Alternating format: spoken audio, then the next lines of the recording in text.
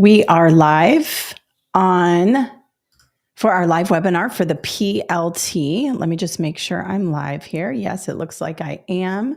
Let me go live on Facebook really quickly. All right. Welcome, everybody. It's Saturday morning. Hopefully you can hear me. Let me know that you're here in the chat. It is September 30th, 2023, and I am doing a free webinar for the Praxis PLT. It looks like we are all set and ready to go. Just let me know in the chat if you can hear me okay and see me. I should also be live on Facebook. Let me check there really quickly. And it looks like I am live also on YouTube. Good. Yep, we are here. Okay, great. So today we're talking about the Praxis PLT. This is the principles of learning and teaching. This is a test that many teachers in the United States have to take with several other exams. This is one of many exams. And we're going to go through the basic structure, some test questions, and some strategies for this specific exam. This exam is heavily scenario based. So you're going to have to look at a situation or a classroom scenario and choose the best answer. And for new teachers, this can be difficult because some of you have never been in the classroom before. So we are going to show you how to do that today. A couple of things really quickly. If you're watching me live on Facebook, LinkedIn, and YouTube, there's a link in the description to get the free study guide that goes with this webinar. So if you want the resources, you can click that link, register, you'll be taken to a thank you page, and you'll get the study guide and the webinar link.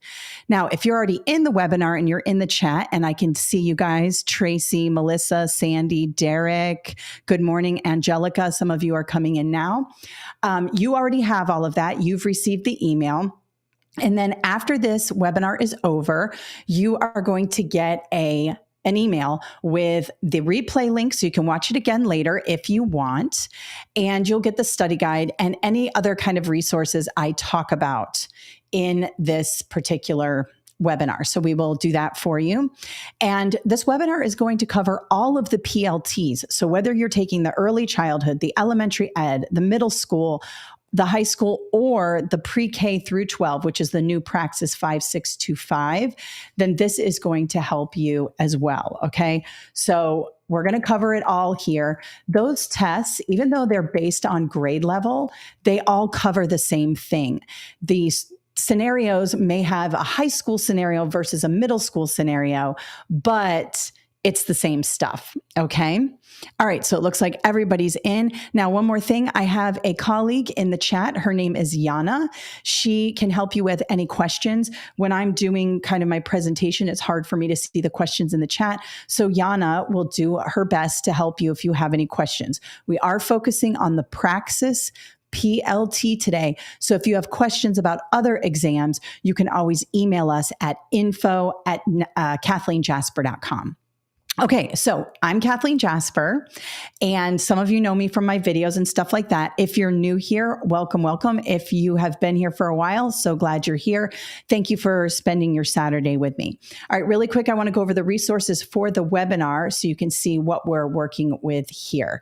So let me go ahead and share my screen here. Okay, so with the free study guide, we have, a few practice problems and 2 constructive responses. So constructed responses are where you have to write, and I give you practice in this mini study guide. Now, this is an abbreviated study guide. This is not the entire study guide. We have a giant study guide that is very thick and has lots of information. This is one that you can buy if you want, and I'll show you where to get that in a second. But in this, you're going to have 10 practice problems, I believe, detailed answer explanations, and then 2 constructed responses. Now, the first constructed response is elementary, and the second one is secondary. But I recommend you do them both because they both cover the same thing. It's just one is an elementary example and one is a high school example or a middle school example. it doesn't matter. Get used to writing. Use these two things to help you understand the constructed response portion of the test. And I'm going to go over the high school portion in this particular webinar. Okay, let me stop sharing really quickly. So a couple things to understand. I just told you that the Praxis PLT has 4 grade levels, early childhood, elementary education, and then middle and high school. Then there's this new PLT, the 5625, which covers all grade levels. Okay, pay attention really quickly. The 5621, 22, 23, and 24 all have constructed response. That means you will have to write an essay for this test. So we're going to go over the test specs, and I'll show you that in a second.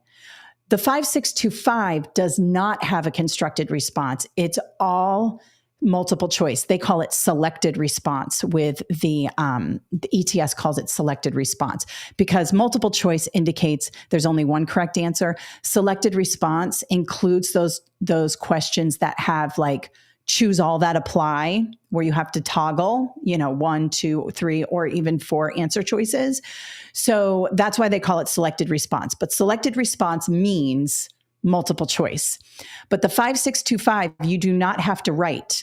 So our study guides will work for you. You can just skip the writing portion. However, if you are taking the 5625, I do recommend practicing or at least looking over the writing portion of our study guides, because then you get the critical thinking part and you'll be more prepared for the multiple choice or the selected response. Okay. Let's hop over to one of the study guides for this particular thing. I'm going to show you the 5622. Let me zoom out a little bit. There we go. Okay, so this is the 5622, which is the elementary grades, K through 6, okay? Now, if I were to show you 5621, 5623, 24, 25, the content categories all look the same. But I want to just show you the structure of the exam. Let me zoom in now. Okay, so this is called a test blueprint, and I always recommend that you look over the test blueprint. We will give you these links in the follow-up email that comes with this webinar, so don't worry. But you can also find it by just Googling Praxis 562, whatever your PLT is, study companion. That's what they call this document. This is a document that is published by the test maker. It is the most important document because it contains the blueprint, which tells you all of the main categories on the exam here. And then it has the test specifications. This is all of the information, the specific test specifications that you're going to be tested on. So looking over this document is very important. In fact, if you've seen any of my videos, you know that I say go straight to the test companion before you buy anything, do anything. You need to understand this. The other thing is there are good words and phrases in this study companion that will lead you to the right answer. So I have a phrase called good words on the exam. If you see words like metacognition, like you see here, let me zoom in a little bit more so that you can see.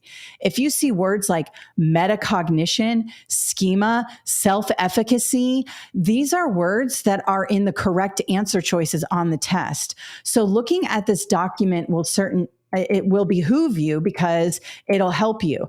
There's one thing, I think I have a question. Where's classroom management? Let me do this. Control F, routines. Okay. So you can see here, let me zoom in one more time again. Sorry to make you dizzy. You can see here, knows principles of classroom management. And this term knows how to develop classroom routines and procedures. Well, guess what? Routines and procedures is a really good word on this test. Those are 2 good phrases or good words on the exam. If you see those in an answer choice, 99.99% of the time, it's going to be the correct answer. Okay. So read through this document. There are also test questions. Look, the 5622 or 5621 is very similar. Let's go to that one just so you can see.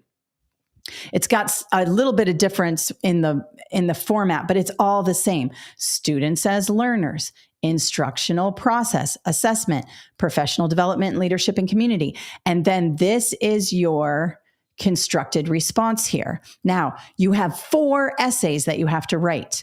I'm going to talk more about them at the end because we're going to actually do one. These are not long essays. Some of them will be just a paragraph, but you need to make sure that you are prepared for the writing because look, it's 25% of the overall exam. So we want to make sure we practice our writing when we are preparing for this test, and we're going to do that today. All right. So this is the blueprint. These are all the content categories. Those are the main categories on the test. You can see here, it even breaks down how many questions you're going to have in each section. And then it breaks down your constructed response. Now, something to know about the constructed response. It's going to pull from these areas here. So when you get the study guide or when you are studying, make sure you fully understand these content categories because you're going to have to write to them and you're going to have to use the keywords and things like that when you work through your constructed response. Notice that 1 to 2 of these constructed responses are going to come from students as learners. 1 to 2 are going to come from instructional process. Now, you might not get one on assessment. Notice you might get 0 on assessment or 1 and 0 on professional development, but you're definitely going to get at least 1 question on student as learners and at least 1 question on instructional process. You could see you could get 2 on students as learners and 2 questions in the instructional process and not get any here. Or you could get 1 from here, 1 from here, 1 from here, and 1 from here. It just depends. They randomly split the test up. There's no way to know what questions you're going to get. I get a lot of questions like, does your study guide have the exact questions as the exam? The answer is no. They are structured very similar to the actual exam. We look at the exams and study the test specifications and make sure we're structuring everything just like they do on the test. But there are item banks with thousands of items in them. We have no idea what you're going to get. It is a standardized, secure test, and you're not going to know what questions. So don't try to memorize questions. Instead, understand the skills and concepts that you're being asked so that you can answer any question. And I'm going to show you how to do that in a second. Now, if you're looking for more than just the free study guide, we have a huge study guide here for all the PLTs. We have a physical study guide and a digital study guide. Let me quickly go through that really quick, and then we will go move into our presentation. On KathleenJasper.com, you can go over here to our programs and click PLT. That will bring you to a giant landing page with all of the information about our study guides. And if you click here, our online courses. So if you need more support, you can check out our online courses. The online courses look like this. They are very comprehensive. They come with the digital full study guide. This is not a mini study guide. This is the whole thing. And of course, they come with lots of videos, lots of different, visual elements, digital flashcards, practice questions, along with the full practice test in the study guide, drag and drop things, just stuff. If you're a visual learner and you need more support in this area, I highly recommend this. It's just got so much stuff. And then it has, look at this menu on the side here. It's got a ton of stuff. Then it has all of the instructional prompts, and I have 4 here. So I have a video that explains what we're doing, and then I have your prompts. And this is kind of set up to the way it's going to look on test day. All right. So you can choose, let me go back here. You can choose whether you're doing early childhood, K6, 5, 9, or 7 through 12.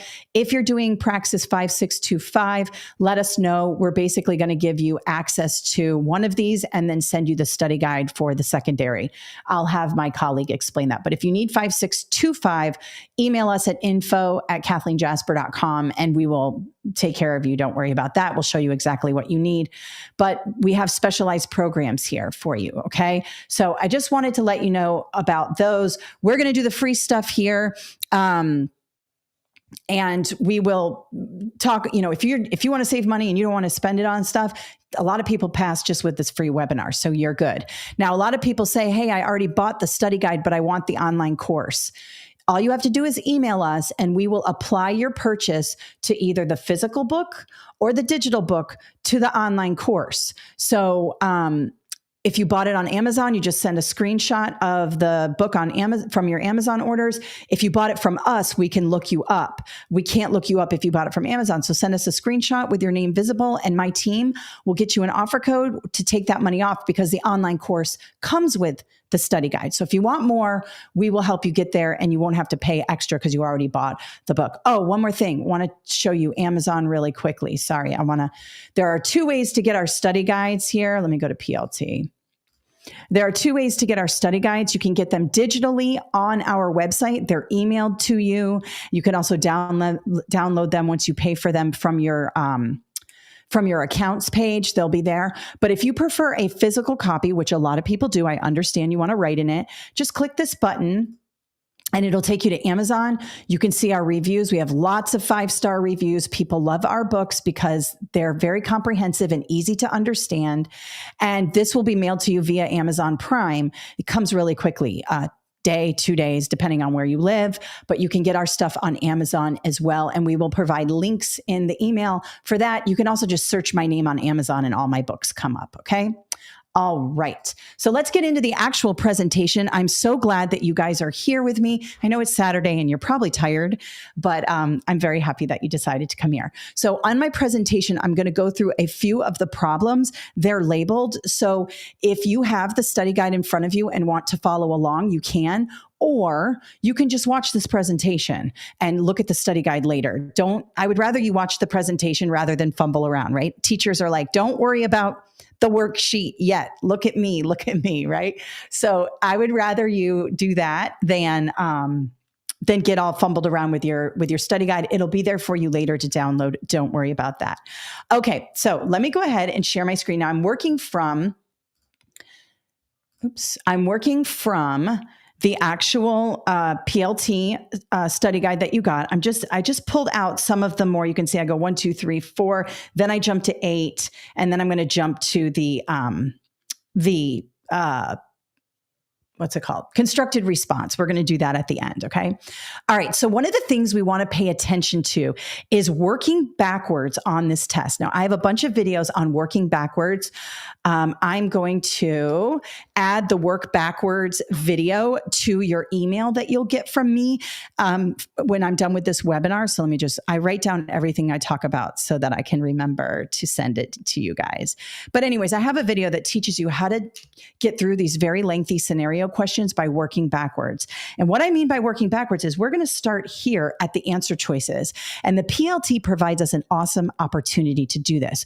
We are going to eliminate bad answer choices by finding bad words, and we're going to zero in on answer choices with good words, okay?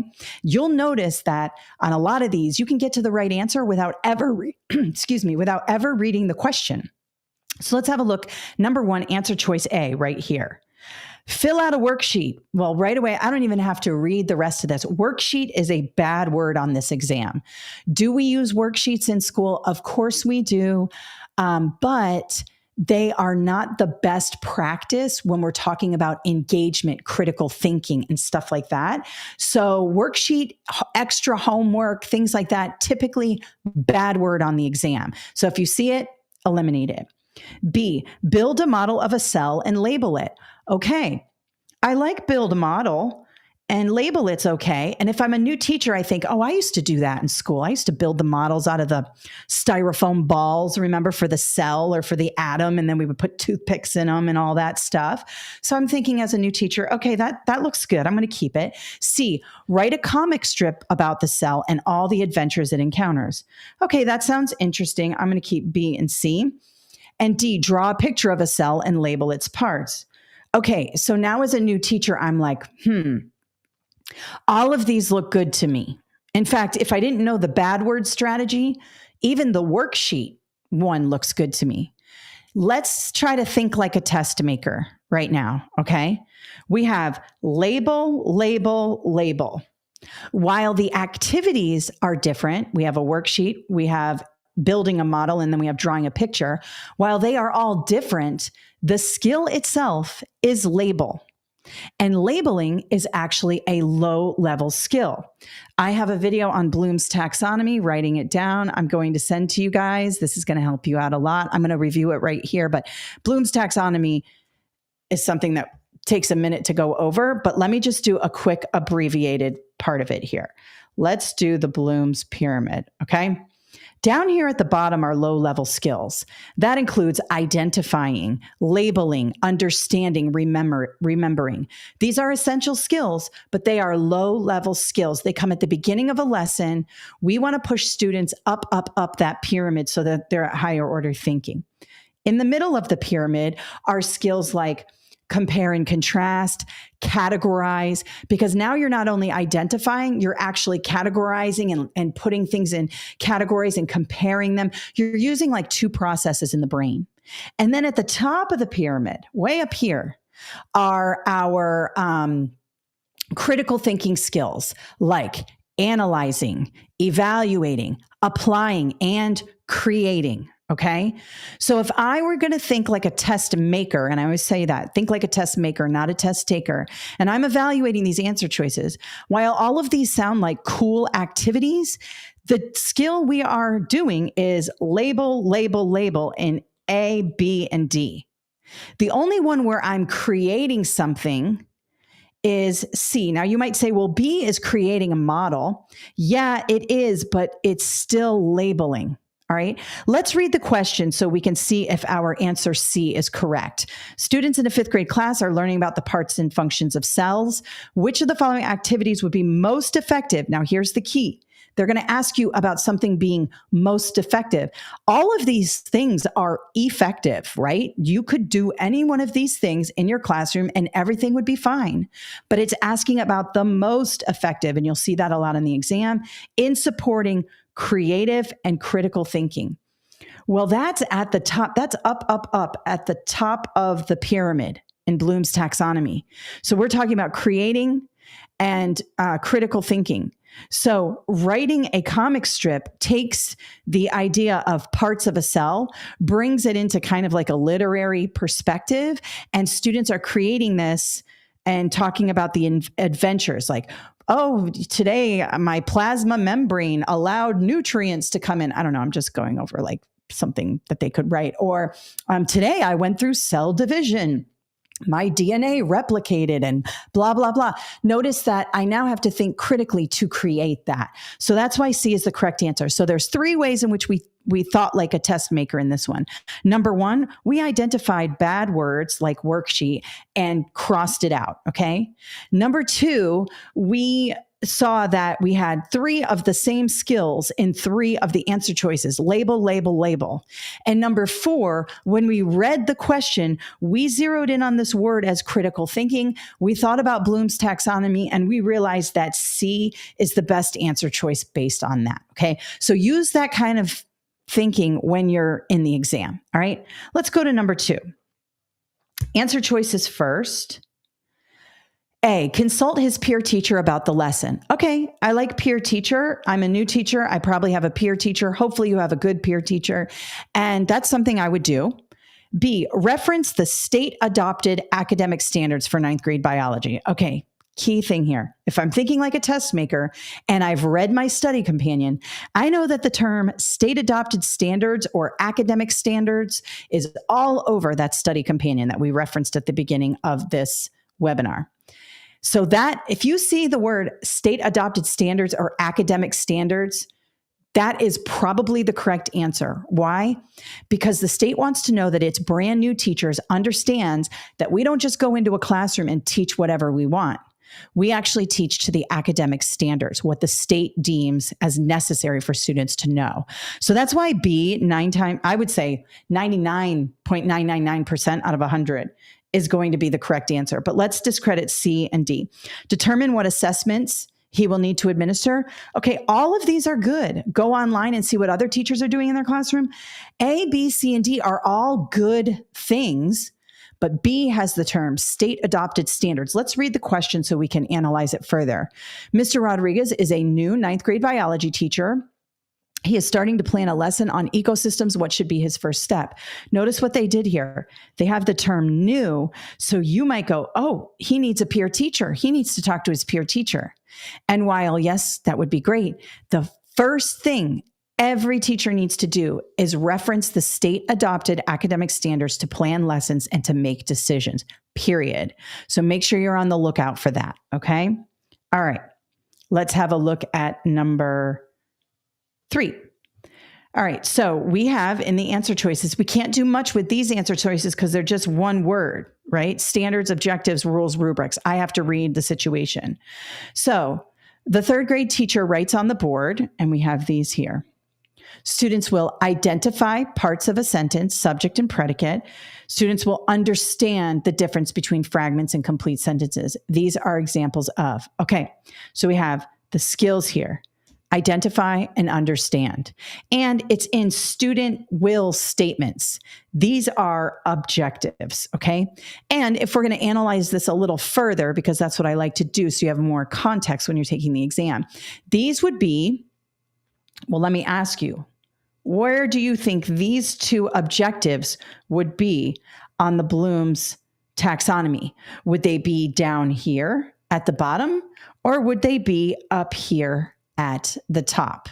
Think about that. We have the word identify and understand. Okay.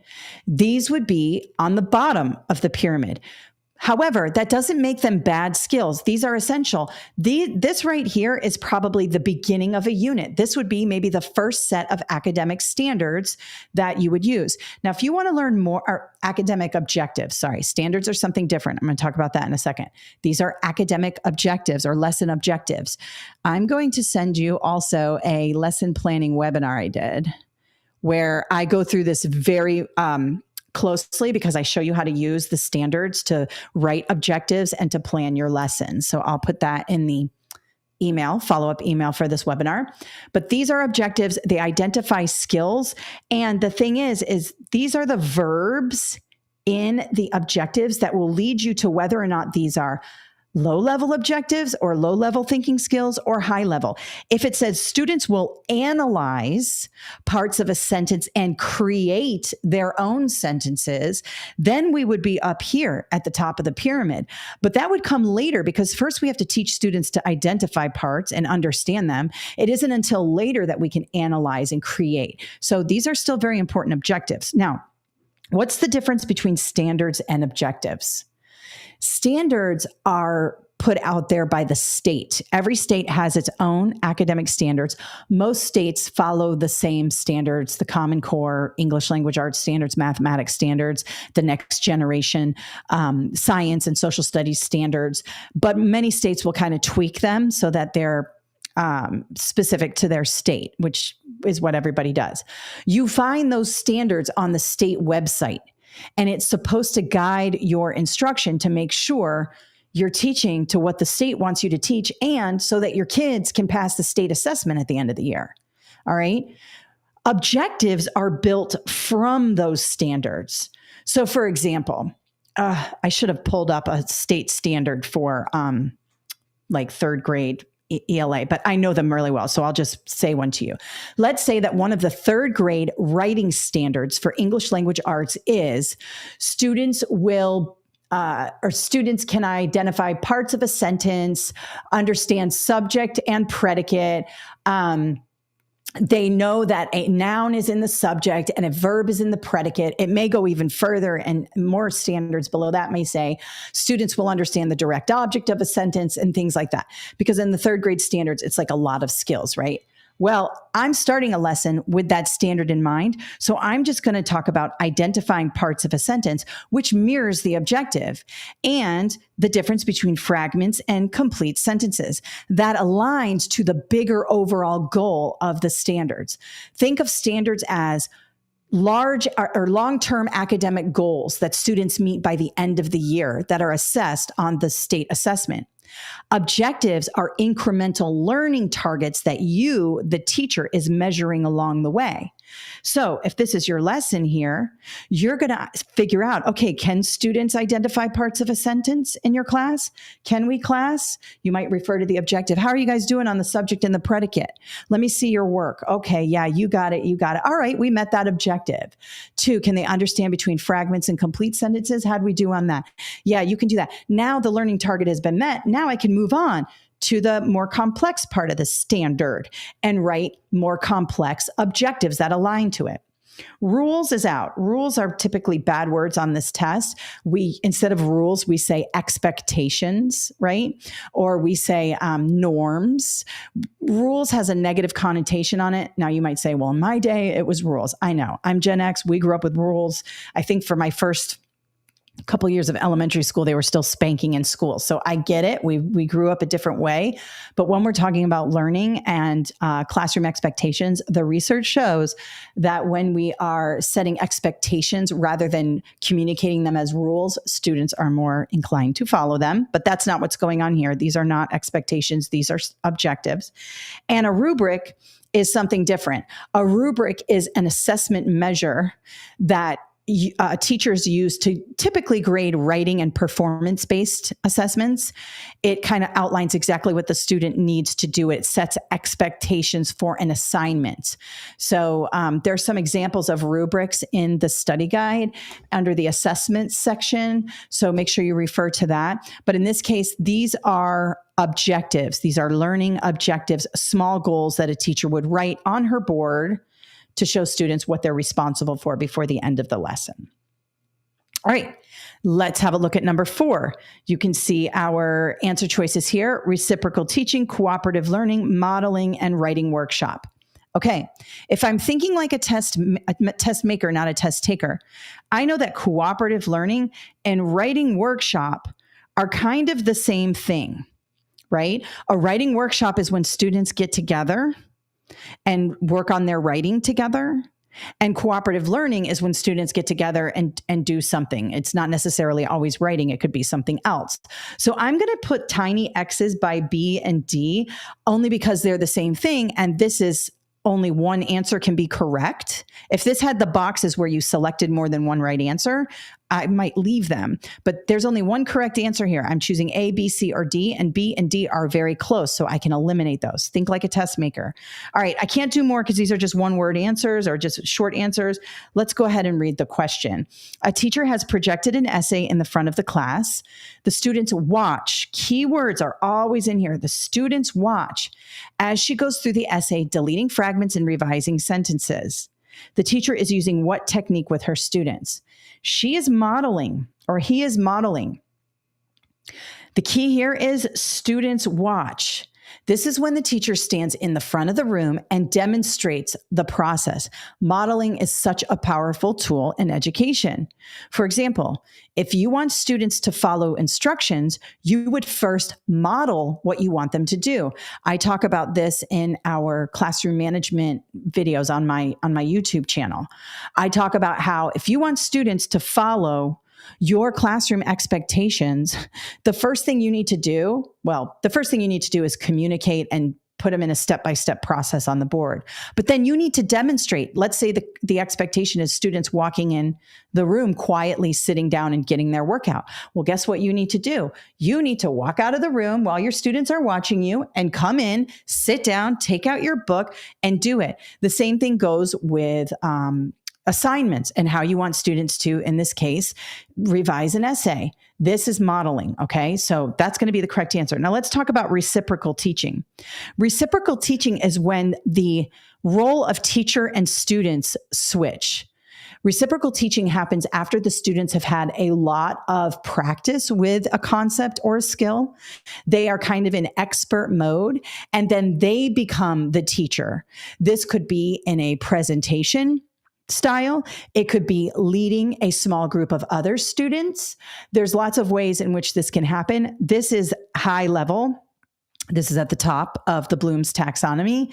And so that's what reciprocal teaching is. Think reciprocal, kind of flipped. And the student becomes the teacher becomes the student. That's not what's going on here. The teacher is modeling. And then cooperative learning, we explain that. Students are come together. This is what we refer to as group work, but now we call it cooperative learning. Sounds a little bit better, churches it up a bit. And then writing workshop is a type of cooperative learning. So those are out, making C the correct answer. All right, let's have a look at number 8. So I skipped ahead a few. I want to show you here where your study companion and the test specifications will lead you to the right answer. When we have these long answer choices, we tend to get overwhelmed. So let's have a look at these. Plan, teach, and practice daily routines. Remember, I looked for that word in the test specifications at the beginning of this webinar. And procedures. Oh, these words on the PLT, they're like gold. If you see these words in an answer choice, they are definitely the correct answer. For transitions and classroom activities, this sounds like classroom management to me, right? Plan, teach, and practice daily routines. Very, very important.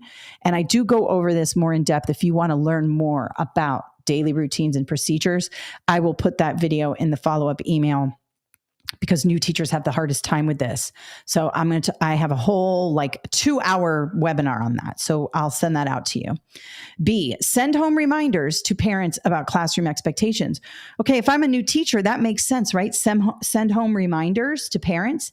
Here's the thing about the PLT and other tests like it. We do not want to put the responsibility on parents. Now, I know you might be like, well, they need to help. Of course they need to help. Parents need to be involved and all of that. But this test is about the principles of learning and teaching. Nowhere in there does it say parental support. Do we want to communicate with parents? Yes. But do we want to kind of set the expectations to work on at home? No. That's typically the wrong answer choice on this exam, okay? In the real world, it certainly helps to send home reminders to let parents know what's up, but we want to handle things in our classroom. That goes in real life too. You can't put a lot on the parents. They're working, they're sending their kid to school. I understand you need their help, but we got to handle it. We got to figure out a way to handle it in our classroom.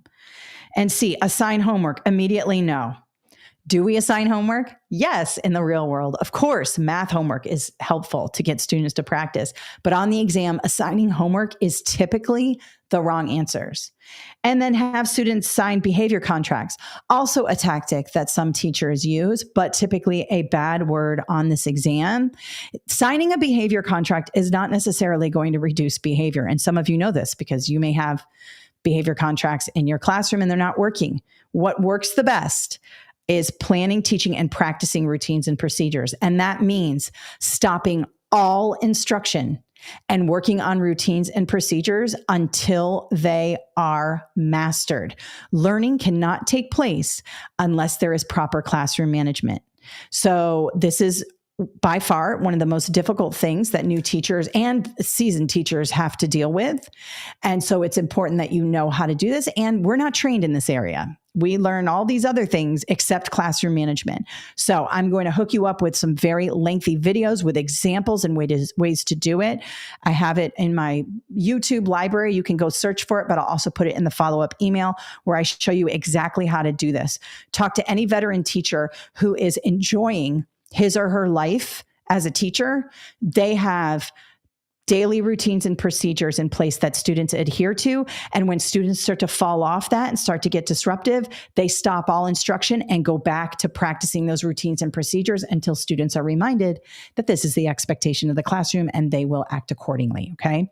Tough stuff to do, but when you commit to it, it works. Okay. All right. I am going to stop there for a second and take some quick questions. Let me just have a look. Oh, we've had a lot of stuff. Okay. All right. So I will be reviewing the PLT more later since far from it, this is going to be helpful. Good. I'm so glad you find it helpful. Any other questions? I appreciate it. Writing comes back October 20th. Okay, good. Sounds like everybody is just talking to each other and we're doing good here. Oh, low level. You got it at the bottom. Melissa, very good. Derek, low level when I was asking about the objective or the learning objective. Very good. Okay, so if you have any questions about the multiple choice, you can throw them in here. I'm just going to talk to you really quickly before we do the constructed response. So that is the multiple choice. Now remember, these multiple choice questions are going to come from students as learners, assessment, professional development. They're going to come from all over. The PLT assesses kind of the whole teaching aspect. You might even find a question in there about important court cases in education, Brown versus Board of Education, Plyler versus Doe, things like that. So And those are all, I have those all in the book here and in the online course.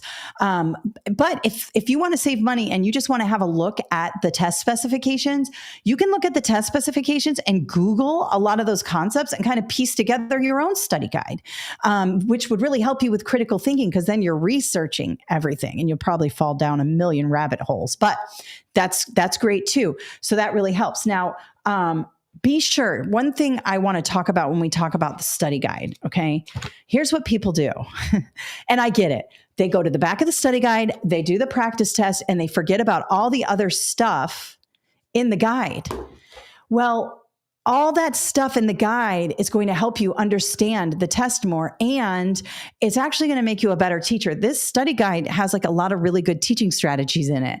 A lot of people have called me or texted or emailed and said, I used your PLT book to help me with my classroom management and things like that. So that's helpful. All right. So I would definitely read that. Okay. The other thing is, you can't just do the practice test, and you might score well on that, but then when you do the writing, you don't really understand the concepts of critical thinking and Bloom's taxonomy and practice routines and procedures and the other things we talked about, because you just did the practice test. So reading the actual study guide and at least looking at the main concepts and looking at all the quick tips and things like that is going to help you. Now, let me show you really quickly. If you do decide to get the study guide, there are some things in there that will help you. Let me go here to the study guide.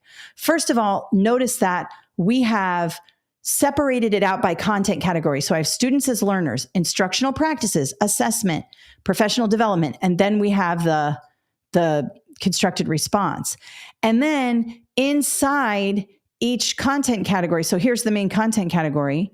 What I do is these are the test specifications. This is everything in the test specs. This comes from ETS, but then I take the main concept, I make it a heading, and then I fill it up with all of the information along with some example questions, everything you need to know. Then I take the second main concept and fill it with, John Dewey, Bruner, Erickson. Notice that we got Dewey, Bruner, Erickson, Vygotsky, Bandura. Let me show you. Let me go back to here, stop sharing. Let me go to the thing here.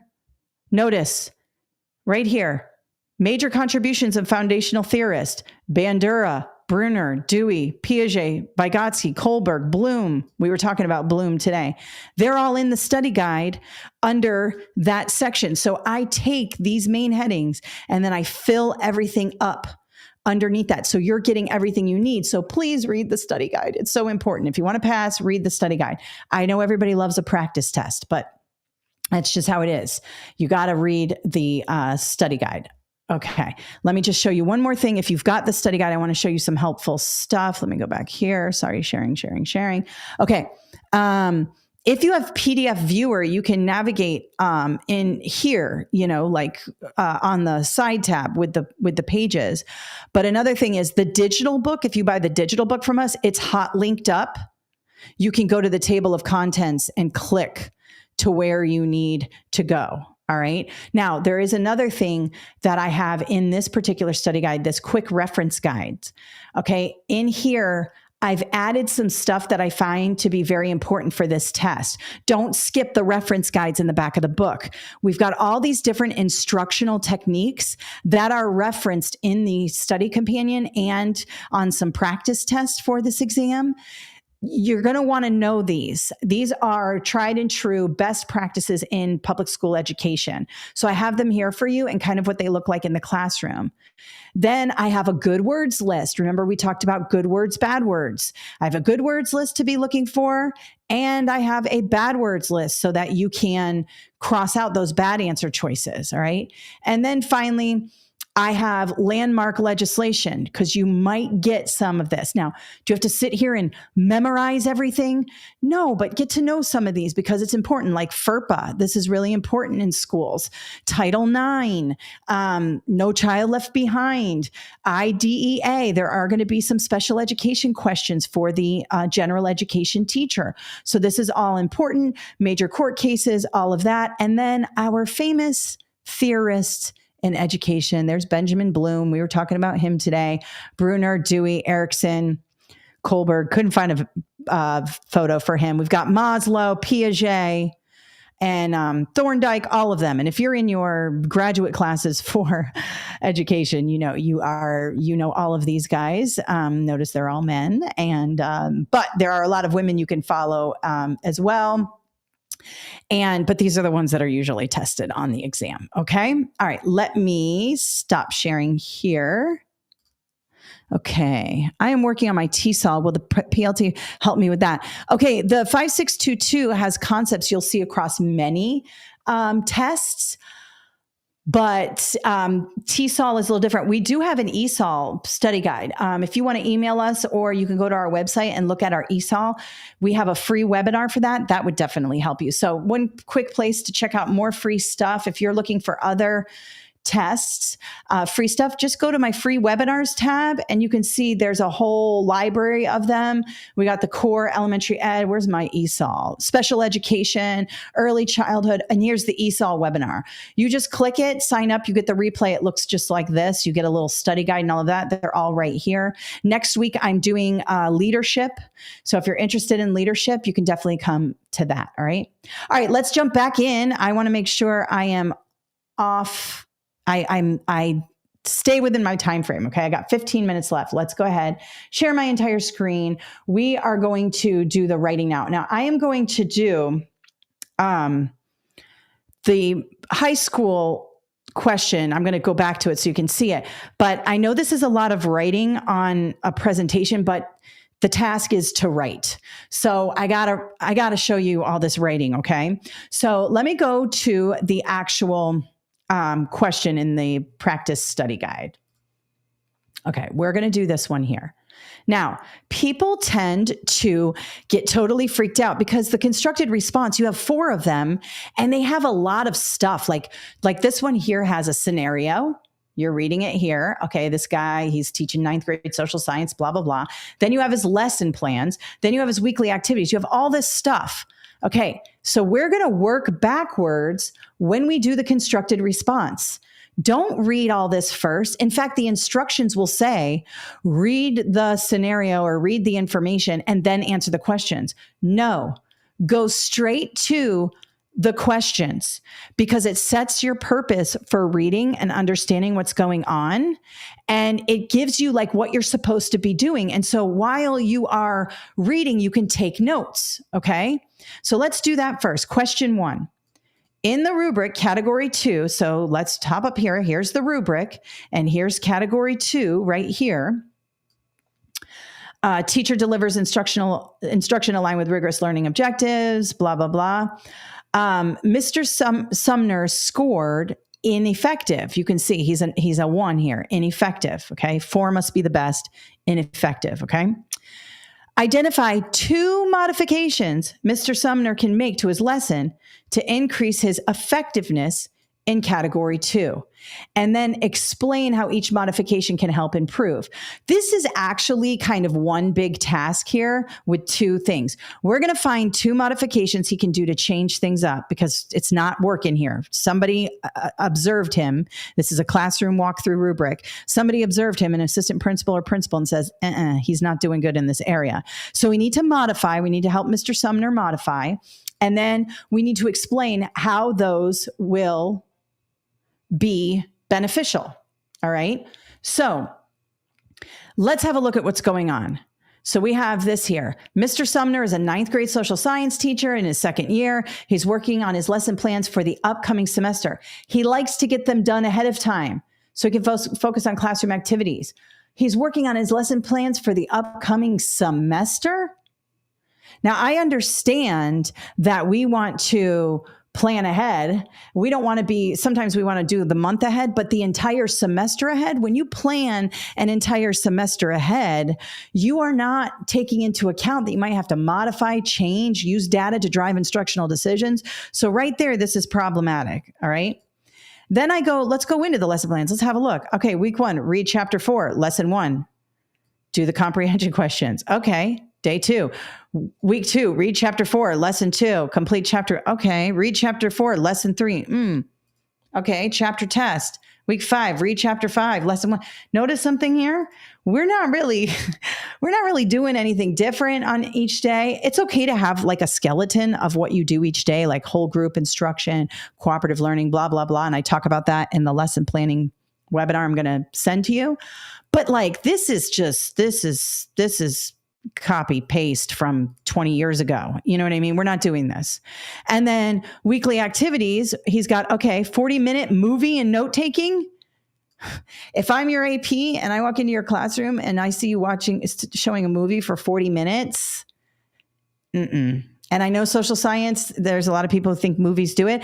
You can certainly show clips of a movie and discuss, but showing 40 minutes of a movie, that's great. Students love it because they can just sit there and not do anything and watch the movie, and they will learn something. But we need to make sure we're working towards the standards. So this is problematic. Don't do this if you're a new teacher. Show clips, stop, discuss. Clips, stop, discuss. That's going to allow you to show movies while still meeting the standards. Read textbook and complete practice questions. Where's the objectives? Where are those learning objectives? Students will analyze World War II and determine how the Axis and Allied powers interacted. These are not complete. Thursday, makeup day? No. You don't have a whole day for makeup day. I know we do this as teachers. I did it too at the end of the grading period. Don't put this in your lesson plans. This is going to infuriate your principal if your principal is an instructional leader. We don't have makeup days, okay? Can you incorporate makeup time? Yes, of course, but don't make it part of your lesson plan, okay? Maybe this is a review day, and the objective is students will review standards for cell division or World War II or whatever, and determine where they are low and do activities accordingly. We don't do makeup day, okay? And then Friday debate, that looks good, but where's the objective? Like, students will engage in a debate and use their critical thinking skills to blah, blah, blah. Or students will engage in active listening so that they can use evidence to make an argument. This is not good enough, okay? And you can see that's why he got a 1 in it, all right? So now that I know that, I can do this here. So let's have a look at question 1. And then question 2 is identify 2 changes this teacher can address for his feedback when it comes to learning objectives. Okay. So I already have a few things here. I've got 2 modifications that we need to increase about instructional alignment, aligned to rigorous learning objectives. Well, there are no objectives here. So the first thing I'm going to want to consider is building objectives and making sure they're there. The second thing I want to do is make sure they're aligned to the academic standards. I don't see any mention of standards in here either. And remember, standards is a good word. So we want to make sure we're incorporating that in our constructed response, because when you use these good words in your constructed response, it's going to make the grader go, oh, this person is good. And we're also going to be talking about maybe some questioning techniques, like ask these kids some questions, right? Note taking. No, how about let's ask some questions and write responses? That's going to be more effective there. All right. So let's have a look at question 1. Let's break that one down first. Identify 2 modifications Mr. Sumner can make to his lesson to increase his effectiveness in category 2. So I need teacher delivers instruction aligned. Alignment is key here to a rigorous learning objective. All right. Let me show you what I did. All right. So I need 2 things here. So I'm going to go right off the bat and say, here's number 1, here's number 2. Don't make it difficult for the grader to find what you're doing. You don't need a huge introductory paragraph and all that. Get right to the point. You have to write 4 of these. We don't want to make it more difficult. So here we go. Question 1.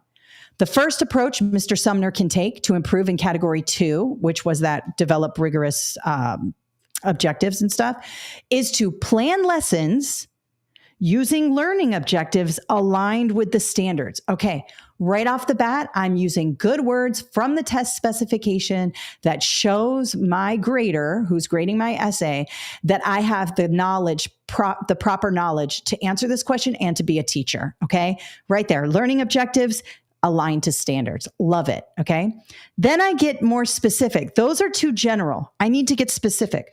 4 example. When you use the term for example in your writing, you're showing the reviewer, now I'm going to show you a specific way in which I'm going to do this. In the rubric for the PLT constructed response, it says, use specific examples to support your approach. Well, that's what I'm doing here. For example, now I reference what's going on in the question. Rather than planning his lessons for the entire semester, Mr. Sumner can plan incrementally, collect data to drive instructional decisions, and design rigorous lesson objectives that correspond with the academic standards. All right. Now, this might be too much for you. I have a doctorate in educational leadership. This stuff is easy for me to write. If you don't have these kind of buzzwords in your head yet, you will, because you'll be a teacher soon and you'll have that. You could just say, for example, rather than planning his lessons for the entire semester, Mr. Sumner can plan incrementally using lesson objectives, because that's what we're saying in our first sentence. And then now the second part, remember our question, let's go back here. It says, explain how each modification can help to improve on meeting the teaching skills in category 2. So now we need to explain why we're using this. And it's a simple sentence. We say, this will ensure he meets the needs of all students while pushing students towards skill mastery. I just told you why this new approach is going to be better. All right, number 1 is done. Now I need the second approach. The second thing Mr. Sumner can do is communicate those objectives throughout the lesson. So I talk about this a lot in my YouTube videos. It's great to write lesson objectives on the board. It's quite another thing to communicate them throughout the lesson and go, hey guys, did we meet objective 1? And the students can kind of analyze their skills and go, yeah, we met objective 1. Constantly bringing it back. If you do this during an observation, your observer will give you high marks, because it means you're not only writing the objectives on the board, which is what most principals want, but you're bringing the learning objective into the student learning so students understand exactly what they're responsible for. It is a way to boost your evaluations. I have those in my videos and in my new book, Teach, a Survival Guide for New Teachers. I'll show you where to get that before the end of the thing. All right. So, and now I'm getting into, for example, so I say, communicate those objectives. For example, now I'm going to show you what that looks like. As students engage in the lesson, Mr. Sumner can ask, have we met this objective? Now, the next sentence is, I'm going to refer to why it's important to do this. Referring back to the objectives helps connect activities to the classroom student learning targets. It is also a way to collect data to make further instructional decisions. All right, let's go back to this. Did we identify 2 modifications that would help him in this category? Check. Did we explain why they're good and why they met category 2? Check. Let's have a look at the structure really quickly. Notice I say the approach. So here's sentence 1, the approach. Sentence 2, I get specific, for example. Sentence 3, which is over here, sorry. Sentence 3, I tell you why it's important. Then I do that same thing in the second part. The second thing, here's my first, for example, number 2, and this is important, number 3. Notice it's kind of formulaic. You can do that. Now, there's another way you can do it. I'm going to show you in the next question. All right, let's go back to the question. We're done with question 1. We have met all of the things that they want us to do. All right, lesson 2. In the observation feedback, the principal mentions that student engagement is low and that there are no learning objectives driving the instruction. Identify 2 changes the teacher can make. So this is kind of the same thing as question 1. So I got to kind of finagle and use similar but different things to talk about here. And then for each change, identify why it will improve instructional delivery. So I'm doing the same thing here, but I need two different things here. Let's have a look at that. All right, here we go. Question 2. Now I'm going to come right out and say the teacher can do 2 things to improve in this area. Notice that I jump to 2 things instead of 1, and then I list them.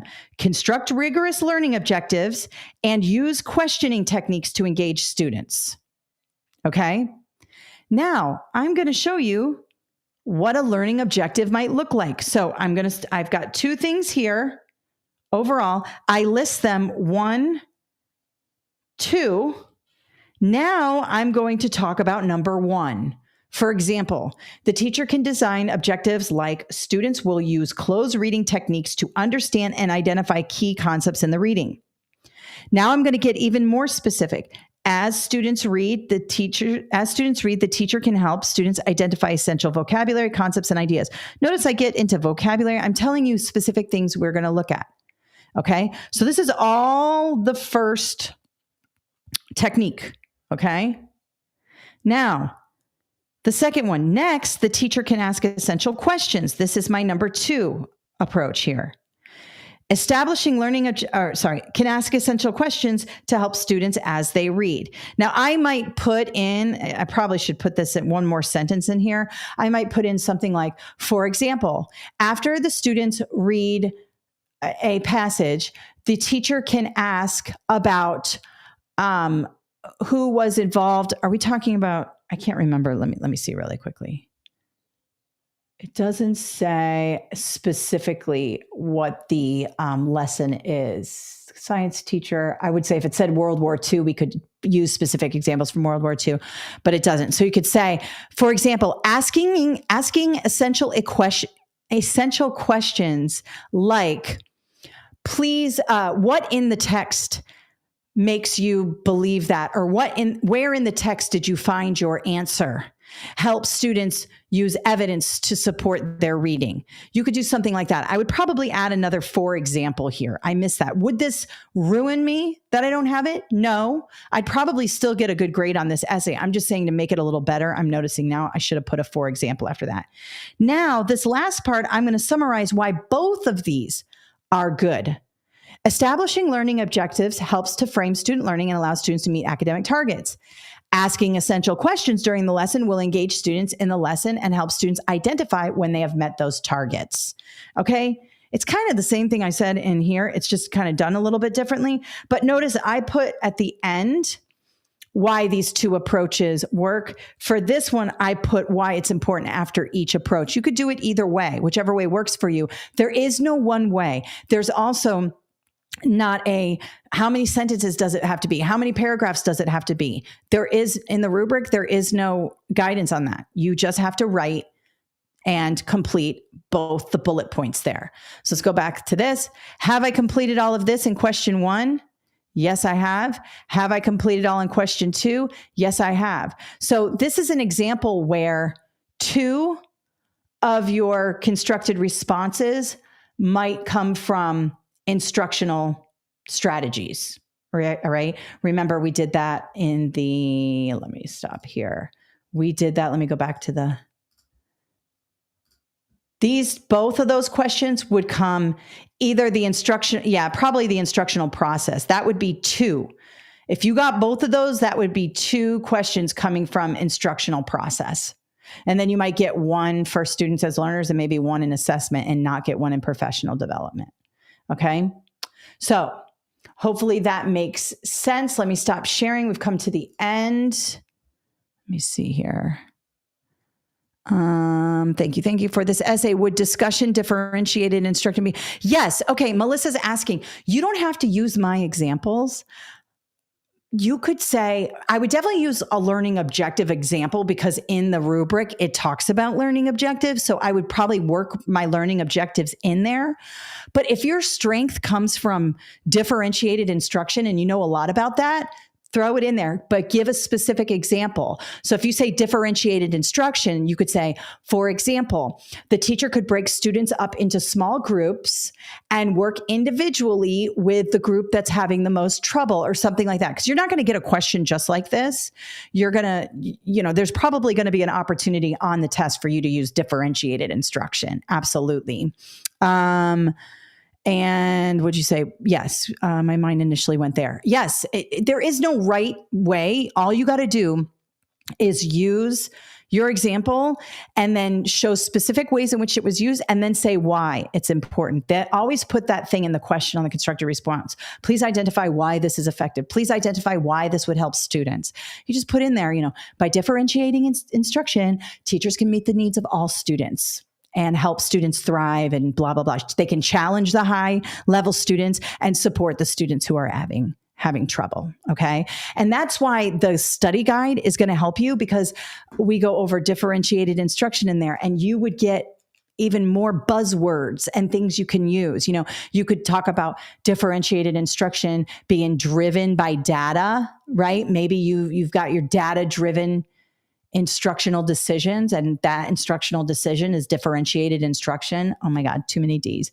So that will help you. So yeah, for sure. You can say whatever you want. You just have to back it up and use specific examples to support, and you'll be good to go.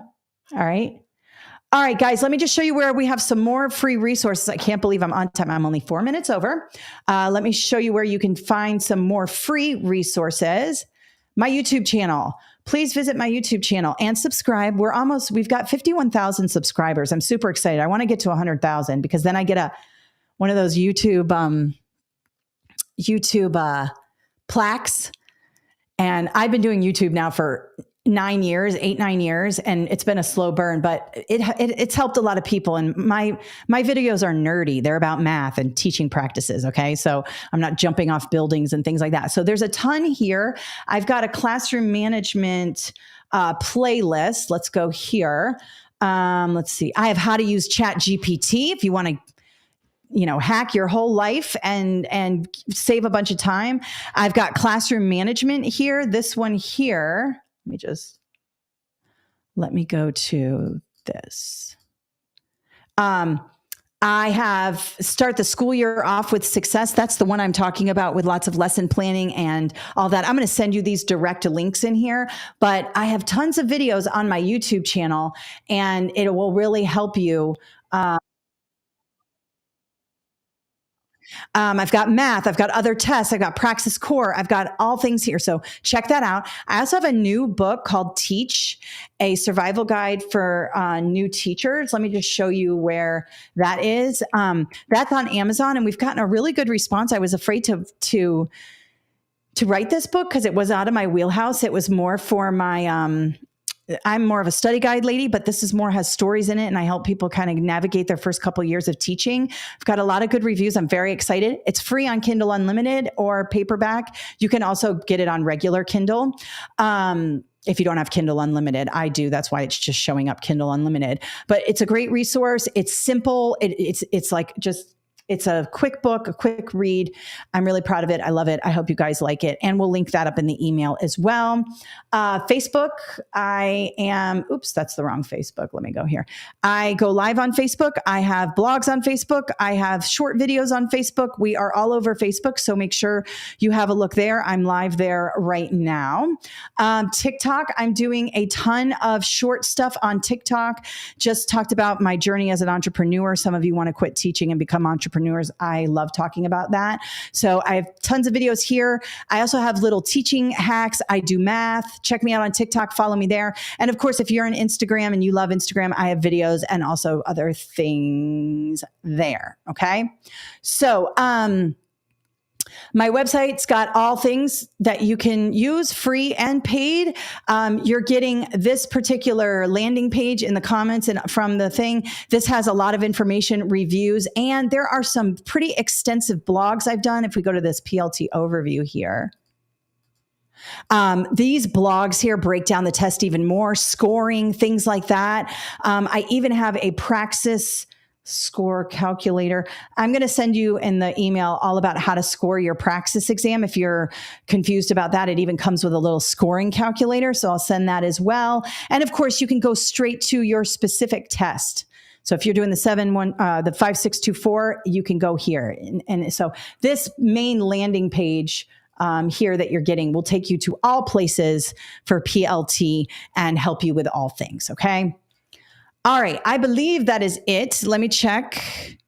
Your YouTube videos have been so helpful. I took the Practice 5025 a couple weeks ago and scored a 185, Melissa, about to take the PLT. Awesome. 185 on the 5025. Congratulations. I'm actually doing early childhood 5025 in 2 weeks, October 14th. Okay. All right, guys. Well, thank you so much for spending your Saturday with me today. I will send out an email probably within the next hour. So just be patient for that. If you'd like to buy the study guide or the online course, please go to KathleenJasper.com or click the links in the chat or in the description. They're all there. I really appreciate you. Thank you for being educators. And I will see you next week for school leadership. Even if you're not like you're just starting teaching, it doesn't hurt to kind of have a look and see, because that is the trajectory of the career. I became an assistant principal only after 3.5 years of teaching. So I was a climber. I climbed. So it's always helpful. So if you'd like to learn more about that, join me. It's free. Who cares? It comes with a free study guide, and it kind of mirrors the PLT a little bit. There's a lot of similarities between the two. All right. All right, guys, have a wonderful day. Thank you so much.